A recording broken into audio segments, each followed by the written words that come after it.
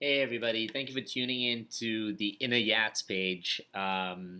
So what I want to talk to you about today really is about dating and dating in the modern day world, and especially dating for the anxious attachment style, and how we can try and use the things that we know about inner work, and how we can try and heal ourselves a little more so that dating actually becomes less competitive and less of like a game, but starts to become more about a process. It starts to become more about how we're actually getting what we want, which is to connect with someone who values us and who reflects back our level of commitment, love, and all of that. So, the interesting thing about dating today, right? Let's get down to that. Dating today in the modern day age, which now involves primarily dating apps, right? So, most of us who know people who are in the dating space right now are probably on various dating apps, whichever ones exist out there, or online dating. And what this has done, unfortunately, for the entire young generation of us little beings growing into this world right now, is that it's created an idea of instant gratification that unfortunately feeds off a lot of our anxieties and fears in our mind. So, instant gratification, just to let you know, is how the body gets dopamine, how the mind actually gets dopamine really, really quick every time you just simply feel validated. And that's what Facebook, Instagram, etc., a lot of online social media sites do for us, but it also bleeds into the dating world. For example, if I have a dating app and I'm not someone who's created the right communication skills to be able to go up to a girl or to talk to her and try and figure out how we can best connect and what might really work, our interests, etc., then I'm just sitting at home right now without having developed those social skills or those connecting skills. And I'm just like swiping through any of these dating apps and I'm looking at people. And the moment I swipe right and I get a match, instantly, if I get a match, I feel validated. And I'm like, whoa, that means I'm special, I'm amazing, I have these great skills, etc. And when in truth, I'm just lying at home, probably in my underwear, just like scrolling with like something with like a piece of corn in my mouth and just like scrolling from side to side, making no real effort to create connection, not inspiring myself to find ways to communicate, etc. And then it just becomes this game of texting beyond that point, beyond the match, beyond when the match happens. Now, the difficult thing with this sequence of dating, especially for the anxious attachment style. So let's talk about the anxious attachment style here for a second. The anxious attachment, their greatest need is connection. And this is because when they were children and they were exposed to, through their conditioning, through invalidation, maybe abandonment or rejection, which wasn't necessarily very obvious. It could have been very covert. It could have just been like a parent prioritizing other siblings. It could have just been, growing up in a space where they weren't valued as much as their parents' own needs or their parents' job, etc. It starts to invalidate the identity and the existence of the child. So the child starts to feel, am I that not unlovable, but am I not worthy enough for my parents to love me? Now, the coping mechanisms from how we spread out of there can vary, which creates the avoidant, the anxious, the disorganized, etc., being also depending on what we're exposed to in our environment. But for the anxious, primarily they step into either the sequence of fawning or fighting, which those are two of their survival programs that come from the attachment, both of which the intention is to gain more connection. And so what happens now is that this child is developing, eager to seek connection everywhere in their lives. And when they do it, much like that little not Instagram, the dating app where you feel someone matches with you, you feel validated. The moment they get connection, they feel safe, they feel validated, they feel like their sense of self worth has improved because it's attached to how someone is validating them. Now, fast forward many years, get into the dating game, right? There is so much distance, physical distance, between me and the person on the other end of this dating app. And so between us, there isn't really yet a real connection or an understanding of, oh, I'm interested in these things about you. I'm really getting to know these things about you. It's all based on, what does my picture look like? What are the things I put in my bio? How can I be funny, quirky, curious, any of those things to catch someone else's attention or for them to catch my attention? It's almost like a sales pitch in a way.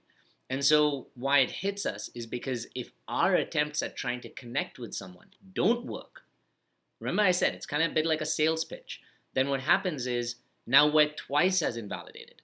We feel that, oh my God, I tried, I put myself out, I did this, I put on makeup, I put on the pouty lips, I put on my best shirt, like all of that, and no one's really liking me, not the people I like.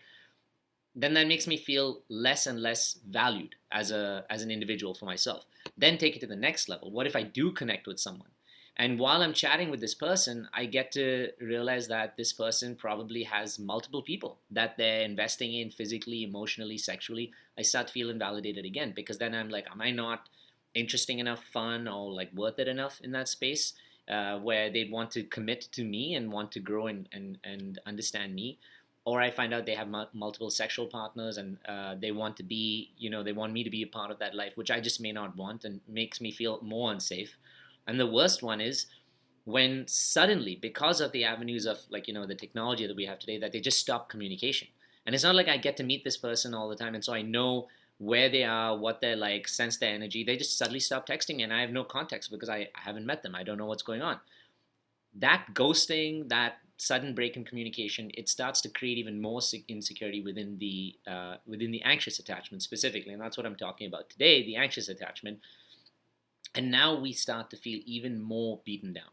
Now, you know how this continues. It continues into a pattern where we further attract other people into our lives who, further men or women or partners into our lives, who again keep triggering that abandonment and that rejection wound, because those wounds are now so sensitive. They're so sensitive because going through this invalidation or online or trying to meet someone in person, what it does is it starts to keep these wounds fresh and ready just below the surface. And so these wounds not being healed, not having been prioritized, they are what dictate our future outcomes. They are what dictate the way we start approaching people. They are what dictate our attempts of communication and the type of people that we pick. And that's how patterns really come into being. And that's how, as an anxious attachment, when we approach situations, we start to approach it either with fear that this might be the same thing that's going to happen. Another person's going to leave me. Another person's going to stop talking to me. And so we start stepping into an overcompensatory mode where we're trying to like over please. We're trying to like give ourselves really easily, where we try to say we sleep with them on the first date, for example, which isn't about judgment here, but it's more about, am I making myself too vulnerable too soon to this person who hasn't earned my trust? And in many ways, we're trying to either put out or we're trying to confront with them. We're trying to challenge them. We're trying to fight them because we want some level of connection from them. And again, unfortunately, that leads down to a pattern or a path where ultimately, because of the intensity of what we're putting forward before the connection is ready for it, that person feels like they need to take space and step away from it, which again leads to us having a challenge time and being alone.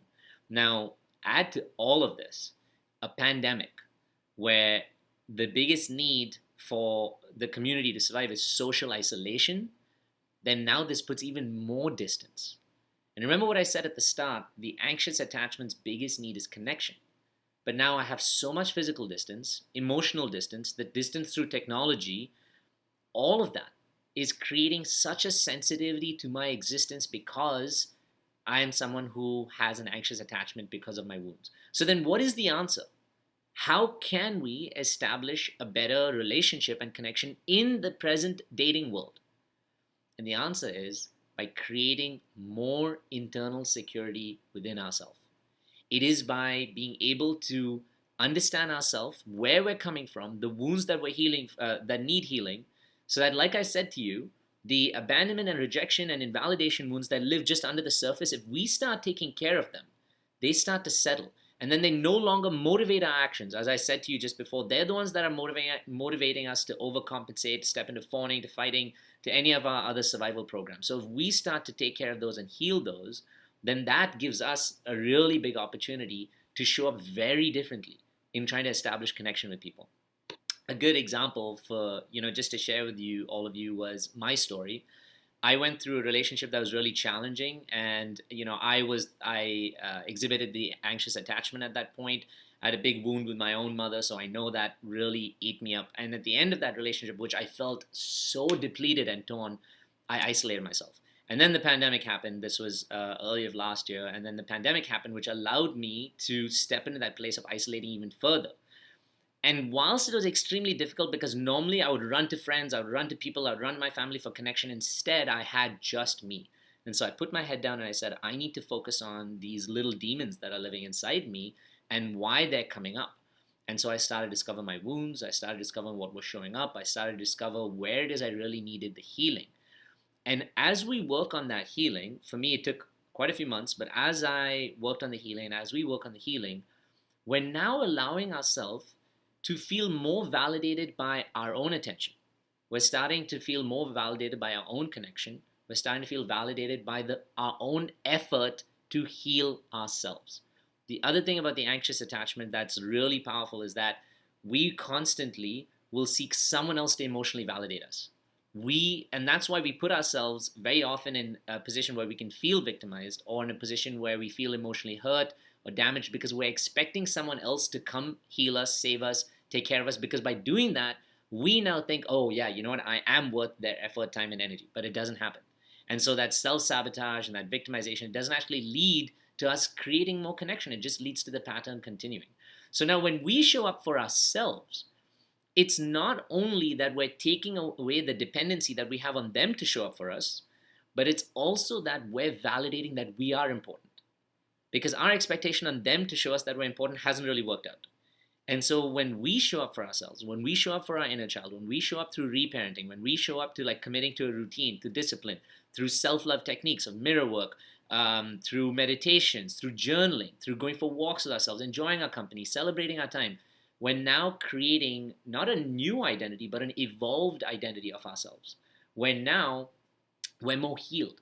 We're seeing that, okay, if I am spending the time, the emotional energy, and the effort on myself, then that must mean that I am worth it. I'm worth all of these things and my own healing, my own space, and therefore, the identity of ourselves starts to evolve to such a high place that it also takes our sense of self-worth with it. Now, when it takes our sense of self-worth with it, we feel a sense of internal security so strongly that if I would put you back, if I would put the anxious attachment back into this dating world, you are now in a place where, again, you're back to this, let's say you go back into the online dating world. You don't necessarily want to do it in person. So you go back into the online dating world. You are now in a place where you know how much you're worth. And so whether or not you just match with 100 people or 2 people, if you know that you're worth good conversation, good energy, good time, good connection, then you're a lot more particular about what you're looking for in that connection. And I don't mean particular as in just hyper particular, like I don't, go for, I'm very particular about, like, I only pick the top 3 of this and this. I don't necessarily mean like that, but you just have a higher standard for yourself. So you're also, when you witness these people on any of the dating apps, you're also more clear to see the red flags, which earlier you may not have been, because the sense of self-worth, a lower sense of self-worth tells us we'll be okay with any kind of treatment. We'll accept, whatever's there, because the fear of being alone with the distance really hurts. So at this point, not only are you feeling more in love with your own company, so therefore you're not feeling as lonely, so then the social distance is not hurting you as much, but you also, when you're trying to make connection, you're making connection about more valid things. You're making connection about things that are important to you. Maybe it's around your inner work. Maybe it's around healing. Maybe it's around letting go of your baggage. You're making connection with someone else. Maybe it's not necessarily about the long-term future, but it's about how they prioritize themselves, what they do about themselves, with themselves, for inner work, for healing, just to take care of themselves in general, physically, emotionally, any of those things. And the conversations actually become more deep. And what's really powerful about this is the people who can't keep up with that level of connection and conversations, you don't even have to push them away. They just drop. It's like almost like flies. And if you're at this point, who you are is a repellent to anything that's not serving you, just like flies or something that's like, really annoying and not really healthy or good for you, they just drop off. And instead, you start attracting connections and relationships which are more evolved. You have conversation that's more challenging. Yes, it will challenge you on a higher level. So in case you do get triggered, the intensity may not be the same, but it'll trigger you on an intensity where you'll have to go deeper into your life, where you may have to go further into like tracking some particular pattern or something else. But that's because you're here. So it's an advanced level problem that you're having, but it's also because that's an advanced level connection that you're meeting. So the most important thing for the anxious attachment style in the dating world today is first to be able to give themselves company and reparent themselves through their childhood wounds, because the biggest need of those childhood wounds becomes connection from the external. But if you're taking care of those wounds from yourself, you are now valuing your time. You're spending more time like doing things that are important to you. So let's say you start, even if you go out for dinners initially by yourself, you go for walks by yourself, you sit by the water or the trees or something else, just connecting by yourself so much more, you're validating your worth through your own company. And just as I said, you start doing so many other things more by yourself. You enjoy cooking. A lot of people I talk to, a lot of people, and this was me in the past, if I had to cook for myself, I would cook like shit. I would just cook to eat. It was a necessity. But when I used to cook for other people, I was like putting all the stuff in there, like making it look nice and do everything. And there's such a big disparity, right, between doing it for ourselves and doing it for someone else. But at this point, that disparity, it starts to not be as separate. It starts to be more on the same level, which is that when you cook for yourself, you're appreciating the ingredients, the way you cook, what you add on it, how you make it look. And as you do that again, you're validating yourself more and more. And this sense of internal security, it not only creates higher standards for yourself, it creates more emotional dependency on the self, less emotional dependency on the external. It creates less of an overall dependency on the external for time, company, etc. You get less hyperactive or hypersensitive when someone's not texting you on time, or if someone's busy or anything else. And you actually start to attract people who more respect your time, your space, even though they're not the people who like text you every 6 minutes, but they're people who are more respectful of communication. And you start to evolve in your communication. The needs and asks that you have of this other person start to become a lot different. And why?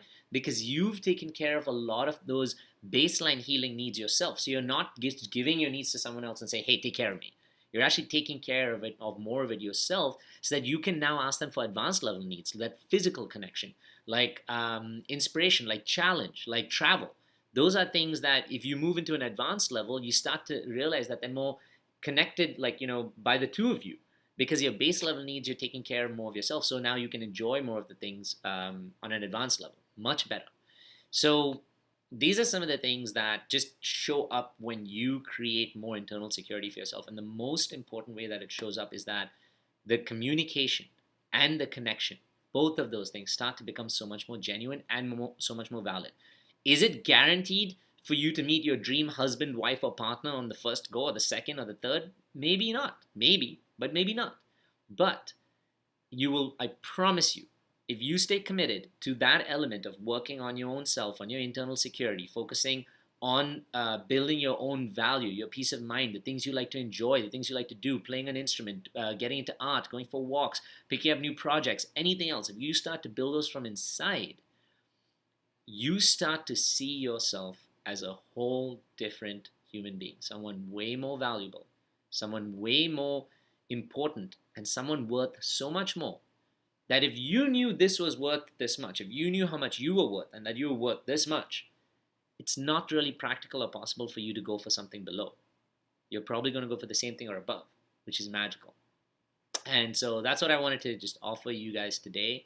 And if you're dating in that world, I would say, and people ask me this all the time, focus a lot on yourself and your own healing, and then start to see how your communication with someone improves. If you need to take a little time before you jump back into the dating world, you don't have to, like, I went through what they call the hermit stage, which is a particular part of your your healing. You don't have to go through that entire stage, but take a few weeks off and just focus and prioritize on your needs, because then when you're involved in the dating world, and if there are the distractions and the pulls of like other people, you're not like sucked out of who you are really that much. So prioritize yourself, prioritize your own real needs, and heal those wounds that are like deep, deep down inside. Heal those abandonment wounds and rejection wounds that are deep down inside, that have been following us for years. You may not like ever be able to fully heal them, lock them up, put them in a box and throw them away. But by committing to healing itself, you start to settle that. And committing to healing looks like reparenting, as I said, committing to yourself in the present moment for things that you need as an adult, for you, not for what someone else will find appealing in you, for you. The things you will enjoy more, the ways you can take care of yourselves a little better. And all of those together will result in you just showing up completely different for yourself and attracting partners who recognize how you're showing up now, that evolved version of you, and therefore wanting to connect much better on a higher level of communication. Physical connection becomes so much more evolved. Emotional connection, all of it becomes so much higher and so much more powerful. So prioritize, like I said, yourselves, and through that process, you'll see how your connections with other people drastically change. Love you guys.